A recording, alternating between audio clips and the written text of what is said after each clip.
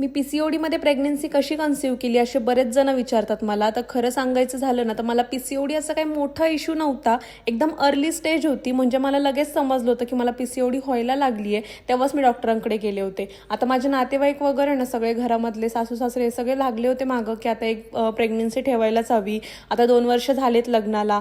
मग मी काय चालू केलं होतं, मी फक्त वॉकिंग चालू केली होती. 10,000 स्टेप्स मी कंप्लीट करायची रोज. आणि त्यानंतर ना जिरा पाणी प्यायचे आणि जंक फूड पूर्ण बंद करून टाकलं होतं आणि चहा सोडला होता. म्हणजे थोडक्यात शुगर पूर्ण बंद केली होती. एवढे 4-5 बदल केले होते छोटे मोठे. जास्त काय माझ्याकडनं एक्सरसाइज वगैरे होत नव्हती टू बी ऑनेस्ट. पण हेच 3-4 छोटे मोठे बदल केले मी आणि विदिन 30 डेज म्हणजे फक्त 1 महिन्यामध्ये मला लगेच पीसीओडी माझा गेला आणि त्यातच प्रेग्नन्सी सुद्धा कन्सीव्ह झाली होती मला.